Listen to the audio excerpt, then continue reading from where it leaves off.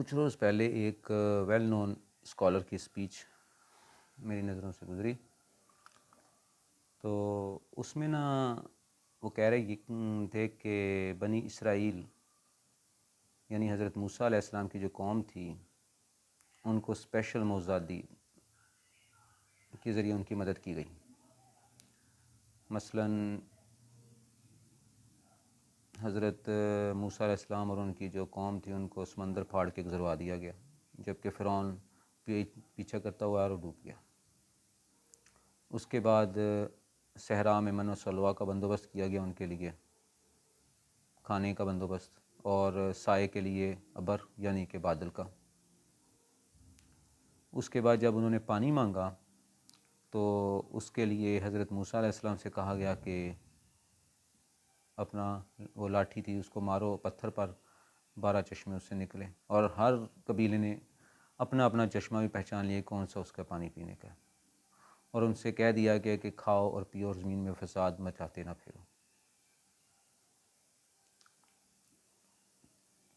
اور اس سے پہلے بھی آپ کو جس وقت فرعون کے ساتھ کا پاس گئے تھے حضرت موسیٰ علیہ السلام کہ میری قوم کو میرے ساتھ جانے دو اور تم بھی اللہ تبارک و تعالیٰ پر ایمان لے آؤ، اللہ تعالیٰ کے قوانین کے تابع آؤ، تو وہاں بھی ان کو جیسے لاٹھی کے ذریعے ان کی مدد کی گئی کہ وہ جو لاٹھی سانپ بن گئی جب انہوں نے کہا کہ دکھاؤ کیا لے کر آئے ہو، اور اس کے بعد تقریباً 7-8 موضوع اور دکھائے گئے، کبھی ٹیڈی دل کا حملہ، کبھی خون کی بارش، کبھی ان کی فصلیں تباہ ہو گئیں۔ یہ سب کچھ اس طرح کا نا ان کے ساتھ کیا گیا۔ تو وہ جو تھے نا اسکالر، وہ کہتے تھے کہ ویل نون اسکالر ہیں وہ، کہ یہ سب ان کی نا اللہ تبارک و تعالیٰ نے اسپیشل یہ سب معجزات کے ذریعے ان کی مدد کی، جبکہ نبی صلی اللہ علیہ وآلہ وسلم کے ساتھ ایسا نہیں کیا گیا۔ نبی صلی اللہ علیہ وسلم کی جو ساری کی ساری اسٹرگل تھی وہ انسانی لیول پہ تھی، کیونکہ یہ آگے ایک مثال بننی تھی انسانوں کے لیے، ہے نا۔ قرآن پاک میں اسوہ حسنہ، نبی پاک صلی اللہ علیہ وسلم کی زندگی اسوہ حسنہ ہے تمام انسانوں کے لیے، تو اس لیے ان کو ٹوٹل انسانی سطح پہ رہتے ہوئے ان کا ساری اسٹرگل کی۔ تو میں وہاں کچھ غور و خوض کرتا رہا۔ اب ہمارے ہاں جو تاریخ کی کتابوں میں ہم نے لکھا ہوا ہے نا، جو ہمیں پڑھایا جاتا ہے، وہ یہ ہے کہ سب سے پہلے مکہ فتح ہوا، پہلا شہر جو فتح کیا گیا وہ مکہ ہے۔ اس سے پہلے غزوہ بدر ہوتی ہے، غزوہ احد ہوتی ہے، غزوہ خندق ہوتی ہے، اور پھر اس کے بعد یہ مکہ فتح ہو جاتا ہے۔ لیکن یہ ہم ایکچولی سٹوری درمیان سے شروع کرتے ہیں، پیچھے نہیں جاتے۔ ایکچولی ہوا کچھ اس طرح جیسے کہ ہم سب جانتے ہیں کہ جب نبی صلی اللہ علیہ وآلہ وسلم نے مکہ میں دعوت شروع کی، جب پہلی وحی نازل ہوئی ان کے اوپر ایز اے پیغمبر، انہوں نے اپنے ارد گرد جو ان کے رشتہ دار ہی تھے، چچا اور باقی بھی ان کی فیملی، ان کو اسلام کی دعوت، اسلام کی طرف، دین اسلام کی طرف بلانا شروع کیا۔ حالانکہ یہ سب لوگ حضرت اسماعیل علیہ السلام کی اولاد تھے نا، قریش اور باقی قبائل بھی جو یہ پٹے ہوئے تھے مختلف، مکے کی بات کر رہا ہوں میں۔ تو جب نبی صلی اللہ علیہ وآلہ وسلم نے ان کو دعوت دینا شروع کی تو وہاں سے تعلقات خراب ہونے شروع ہوئے، یعنی کہ دو گروپ بن گئے۔ ایک نبی صلی اللہ علیہ وآلہ وسلم جو کہ ایز اے پروفٹ، وحی کے تابع جو ان کے ساتھ مل رہے تھے، وہی نبی پاک صلی اللہ علیہ وسلم کے ایز اے پیغمبر ان پہ ایمان لا رہے تھے، اور دوسرے جو اپوزٹ پارٹی بنتی چلی گئی، جس میں ابو جہل وغیرہ، ابو لہب وغیرہ یہ شامل تھے۔ اب مکے کے اندر تقریباً 13 سال گزارے ہیں، اور 13 سال کے اندر انتہائی مصائب کا سامنا کرنا پڑا۔ جن لوگوں نے اسلام قبول کر لیتے تھے، جو نبی پاک صلی اللہ علیہ وسلم کے اوپر ایمان لے آتے تھے، ان کے کاروبار تباہ ہو جاتے، فیملی سے کٹ آف ہو جاتے، اور ان کو تپتی ہوئی ریت کے اوپر، لٹا کے اوپر پتھر رکھ دیے جاتے ان کے ساتھ۔ اس کے علاوہ طرح طرح کی تکالیف دی جاتی ان کو، جیسے کہ حضرت بلال رضی اللہ تعالیٰ کی اگزامپل آپ کے سامنے ہے۔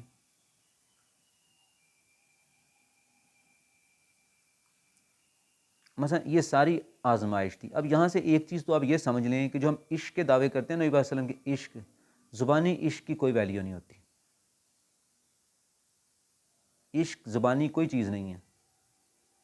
پریکٹیکلی جس کے ساتھ آپ کھڑے ہیں، جس پہ ایمان لائے ہیں، ڈٹ کے اس کے ساتھ کھڑے ہیں.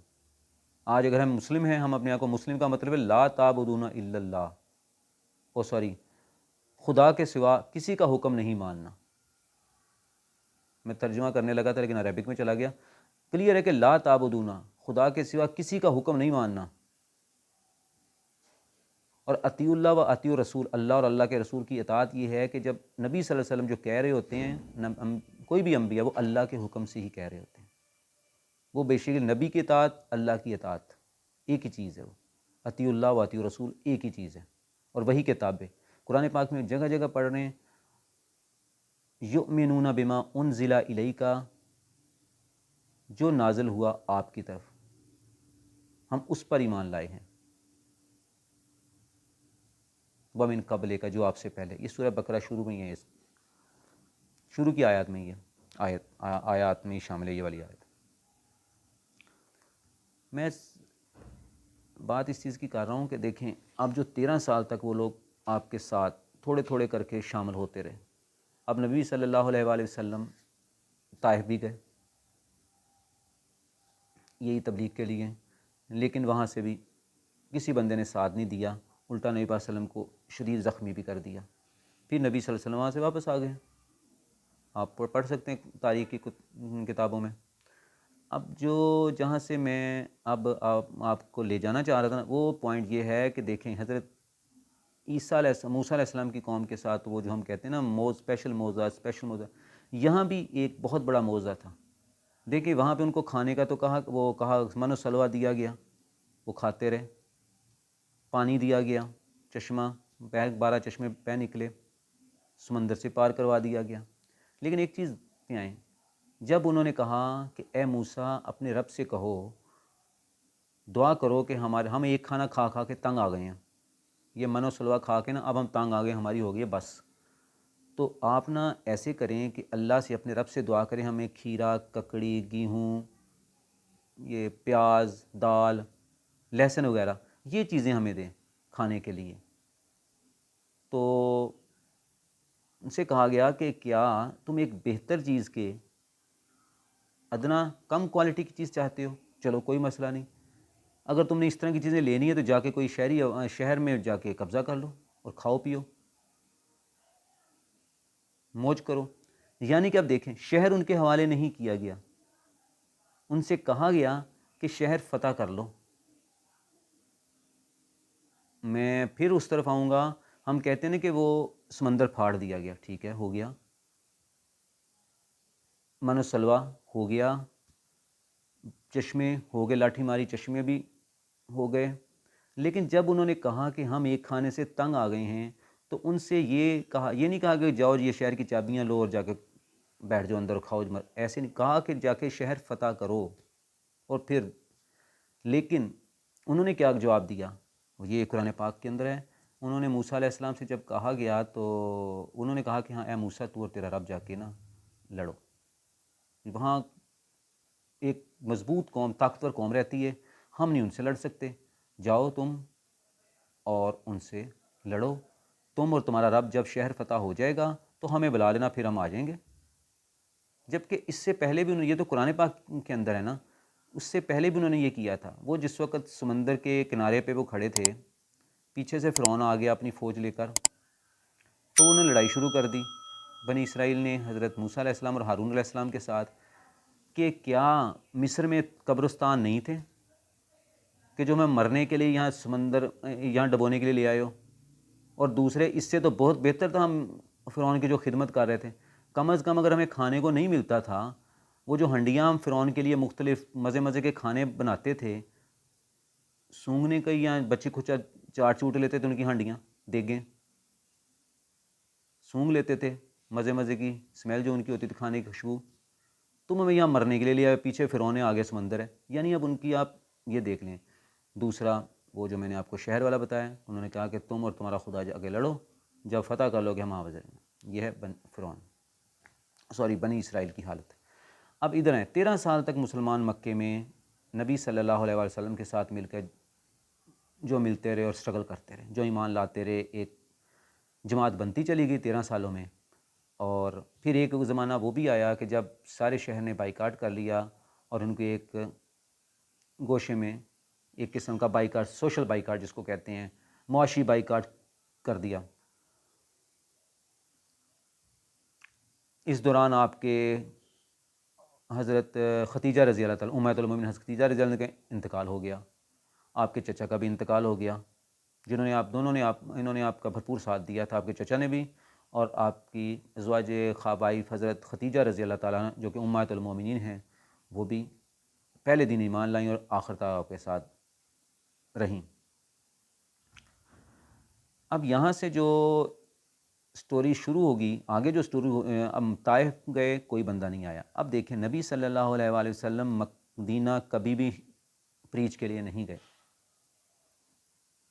450 کلومیٹر دور ایک شہر جس کو اس وقت یثرب کہا جاتا تھا، وہاں نبی صلی اللہ علیہ وسلم تبلیغ کے لیے کبھی بھی نہیں گئے. ہاں، وہاں سے جو لوگ آتے تھے حج کے موقع پر آتے تھے لوگ، تو حج کے دوران نبی صلی اللہ علیہ وآلہ وسلم ان میں مختلف لوگوں کو پریچ کرتے تھے، اسلام کی، دین اسلام کی دعوت دیتے تھے، ان کو بتاتے تھے کہ میں اللہ کا رسول ہوں اور یہ پیغام ہے تمام انسانیت کے لیے.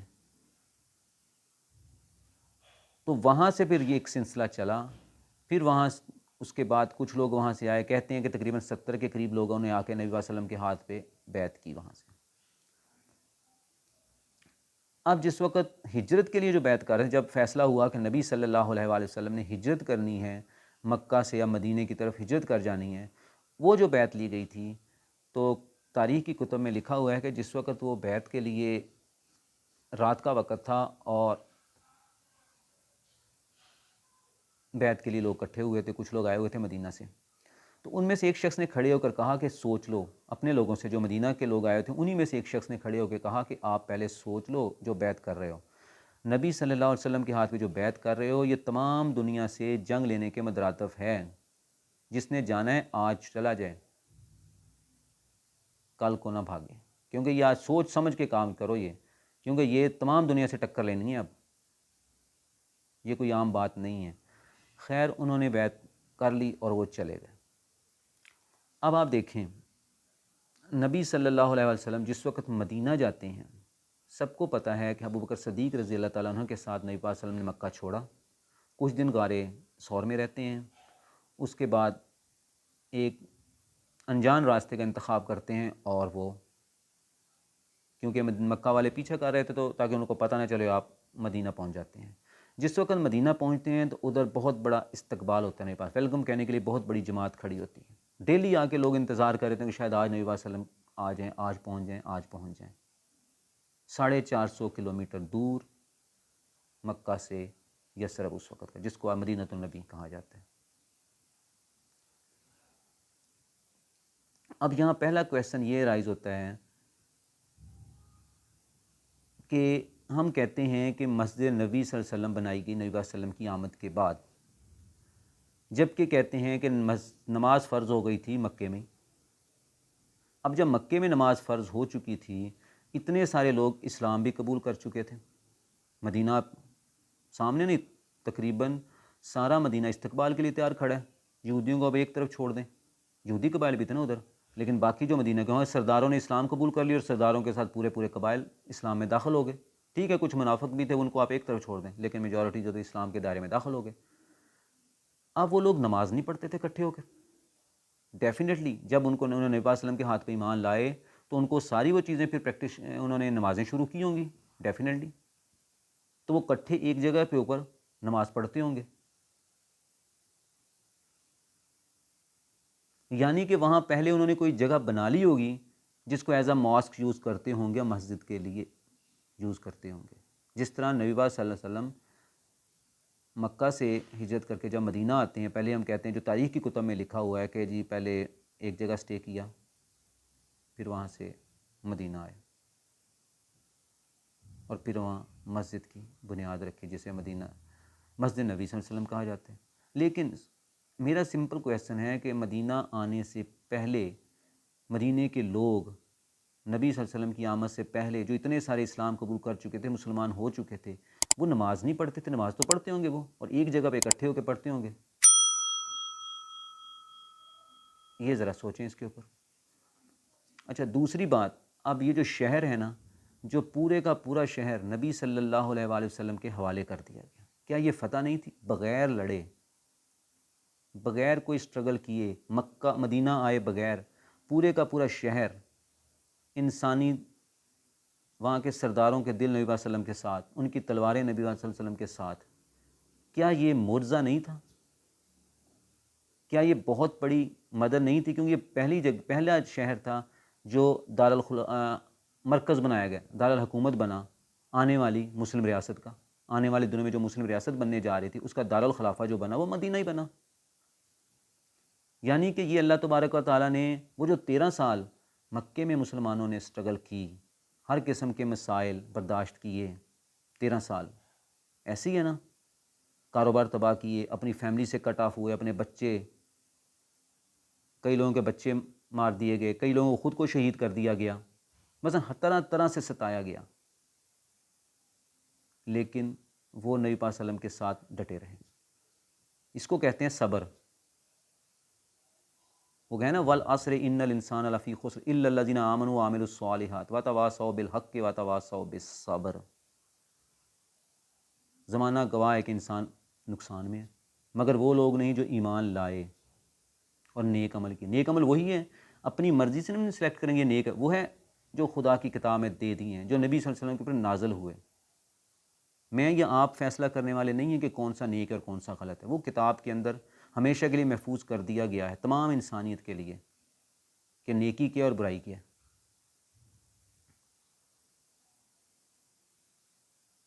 اور حق کی تبلیغ کرتے، حق کے لیے، اور ڈٹ کے کھڑے. لیکن ہمارے ہاں عجیب ہی سلسلہ ہے. کبھی آپ پریکٹس کر کے دیکھ لیں، انا للہ و انا الیہ راجعون آپ پڑھیں گے نا، وہ آگے سے اس کا کون فوت ہو گیا. مثلا یہ قرآن پاک میں بھی سورہ بقرہ میں جس جگہ پہ آ رہے وہاں ذکر ہو رہا ہے خدا کے راستے میں جو لوگ ڈٹ کے کھڑے رہتے ہیں، ہر طرح کی مصائب تکالیف برداشت کرتے ہیں، اور پھر جب ان کے اوپر آتی ہے پھر ان کی آزمائش جان کی، مال کی، اور اس طرح کے جو ان کے ساتھ مصائب ہے، تو وہ کہتے ہیں ان ہم اللہ کے اور اللہ کی طرف ہمیں لوٹ جانا ہے. ہم نے اس کا بھی عجیب ہی بنا لیا ہوا کام. جب بھی آپ پڑھیں آپ پریکٹس کر کے دیکھ لیں، آپ کہیں گے انا للہ و انا الیہ راجعون، وہ جو بھی بیٹھے ہوں کہے گا کون فوت ہو گیا. وہ جیسے ہے نا صبح صبح مولوی صاحب مسجد میں اعلان حضرات کہیں تو محلے والے یہی سمجھتے ہیں کوئی فوت ہو گیا. تو اب میں یہ اس کو ذرا کمپیئر کریں اس شہر کو، شہر مدینہ کو. یہ پہلی فتح تھی بیسیکلی، مکے کی فتح سے پہلے یہ پہلی فتح تھی مسلمانوں کی، اور بغیر لڑے. یہ اس صبر کا نتیجہ تھا جو 13 سال تک نبی صلی اللہ علیہ وسلم والذین معہ برداشت کرتے رہے مکہ میں، اور ڈٹ کے کھڑے رہے. اس کو کہتے ہیں غیبی مدد، اس کو کہتے ہیں معجزہ. ہم اس کو لیتے کچھ نہیں ہیں. یہ پہلا شہر تھا جہاں پہ آپ کو پورا قدم رکھنے کی جگہ دے دی گئی، مکمل طور پر وہ آپ کے ساتھ، ان کے دل آپ کے ساتھ، ان کی تلواریں آپ کے ساتھ. تو کیا شہر دینے کے بعد، مدینہ شہر حوالے کر دینے کے بعد من و سلوہ کی ضرورت رہ جاتی ہے؟ پتھر کے اوپر لاٹھی مارنے کی ضرورت رہ جاتی ہے کہ اس میں سے چشمے پھوٹ پڑے؟ سمندر لاٹھی مارنے کی وجہ کو پھٹ جائے؟ جب شہر ہی پورا، وہاں تو کہا تھا کہ شہر فتح کر لو. بنی اسرائیل سے کہا گیا تھا، حضرت موسیٰ علیہ السلام نے یہی کہا تھا کہ یہ شہر ہے، اللہ تعالیٰ کہتے چاہو آؤ فتح کریں. تو انہوں نے آگے سے کہا تو اور تیرا رب جا کے لڑو. بنی اسرائیل نے یہ کہا تھا، جس کا نتیجہ پھر یہ نکلا تھا کہ 40 سال تک اسی صحرا میں وہ ضربت علیہم الذلہ والمسکنہ، ذلیل ہوتے رہے تھے وہ. حتیٰ کہ ایک پوری نسل، وہ نسل جو مصر سے آئے تھے وہ ختم ہو گئی. نئے جو تھے وہ جوان ہوئے، انہوں نے پھر فتح کیا آگے.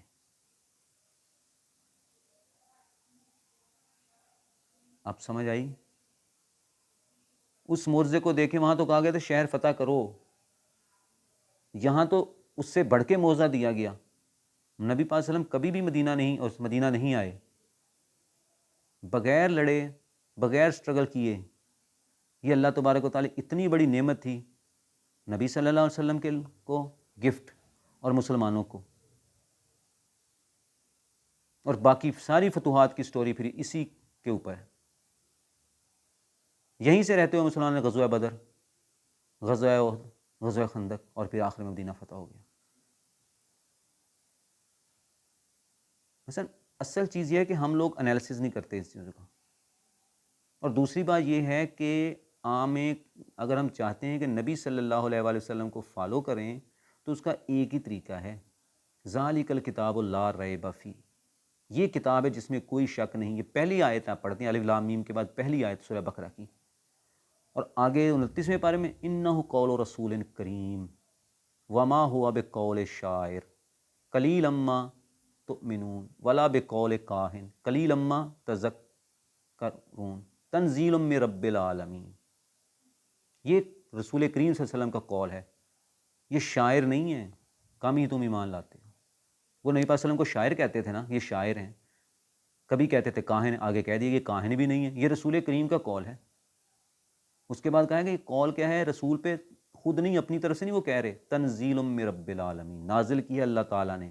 دیکھو بار بار قرآن پاک میں یہ کہا گیا تنزیل تنزیل تنزیل، نازل شدہ نازل شدہ، نبی پاک صلی اللہ علیہ وسلم پہ نازل، ہر پیغمبر کے اوپر نازل ہی ہوتا تھا، اور نبی پاک صلی اللہ علیہ وسلم خاتم النبیین، آخری پیغمبر، آخری مرتبہ یہ نازل ہوا ہے، اور ہمیشہ کے لیے اللہ تبارک و تعالیٰ اور تمام انسانیت کے لیے خود قرآن پاک، نبی پاک صلی اللہ علیہ وسلم آخری پیغمبر کی حیثیت تمام انسانوں کے لیے، جیسے قرآن میں یا بنی اسرائیل، یا اہل الکتاب، یا ایھا الناس، جگہ جگہ ہے کہ نہیں ہے۔ ہم نے اپنی طرف لیبل صرف مسلمانوں کا کر لی، ہماری ہے کتاب، ہماری ہے، یہ تو ساری دنیا کو ہم مس گائیڈ کر رہے ہیں۔ اب آپ سمجھ چکے ہوں گے کہ مسلمانوں کو ان سے بڑھ کے، بنی اسرائیل سے بڑھ کے اللہ تبارک و تعالیٰ نے دیا۔ اور اس کے بعد کنویں کا مسئلہ ہے جو ہم اکثر کتب میں پڑھ لیتے ہیں تاریخ کے دن، جو وہاں ایک ہی کنواں تھا پانی کا، میٹھے پانی کا، جس پہ یہودی کا قبضہ تھا، جو حضرت عثمان غنی رضی اللہ تعالیٰ عنہ کا، جو کہ داماد رسول صلی اللہ علیہ وسلم بھی ہیں، دو بیٹیوں کی طرف سے، انہوں نے ایک آدھا خرید لیا، اور انہوں نے کہا کہ چلو ٹھیک، ایک دن ان کی باری تھی، ایک دن یہودی کی باری تھی، انہوں نے کہا جس دن میری باری، جس کا جی چاہے پانی لیتا جائے، سب لوگ، تمام انسان، یا ایھا الناس۔ اب اس دن سارے پانی لے لیتے تھے، اگلے دن کوئی بھی نہیں آتا، جس یہودی کی باری، پھر اس نے وہ بھی سیل آؤٹ کر دیا۔ اب انہوں نے عثمان غنی رضی اللہ تعالیٰ نے یہ تو نہیں کہا کہ نہیں جب نہیں میں نے لینا، ہمارا تو نہیں، انہوں نے خدا کے راستے میں، یہ ہے مما رزقناہم ینفقون، جو رزق ہم نے آپ کو دیا ہے اسے خرچ کرو، کھلا رکھو تمام نوع انسانی کے لیے، یہ ہے انسانیت۔ اس پہ ذرا غور کریں کہ میں یہ بات شروع کی، جو ہم نے جو شخصیت پرستی ہے نا، اب وہ جو ہمارے اسکالر جن کا میں بات کر رہا تھا نا، ان کا مقام بہت بلند ہے، نہ ان کے فالوور اس بات، میری بات سے ایگری کریں گے، کیونکہ ہمارے ہاں جو شخصیت پرستی اور ایک بت بن جاتا ہے نا انسان، جس کو انسان نفی، اب کسی پیغمبر نے نہیں آنا، جو آنے تھے وہ آخری پیغمبر آج چکے 1400 سال پہلے۔ دیکھو آخر میں ایک بات کر کے آپ سے بات ختم کرتا ہوں، نبی صلی اللہ علیہ وآلہ وسلم اور عیسیٰ علیہ السلام کے درمیان تقریباً 600 سال کا فرق کر لیں۔ اب جب نبی پاک صلی اللہ علیہ وسلم بات کرتے تھے عیسائیوں کے ساتھ، وہ کہتے تھے عیسیٰ حضرت عیسیٰ علیہ السلام، عیسیٰ ابن مریم خدا کے بیٹے ہیں۔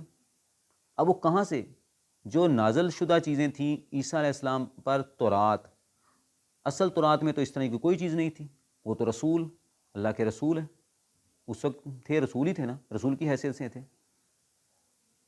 یہ جو بعد والوں نے ان کو ابن اللہ بنا ڈالا، خدا کا بیٹا بنا ڈالا۔ اب جو اس وقت کے جو نبی پاک صلی اللہ علیہ وسلم کے زمانے کے عیسائی تھے، وہ کس کی بات کر رہے تھے؟ وہ اپنے آبا کی بات کر رہے تھے۔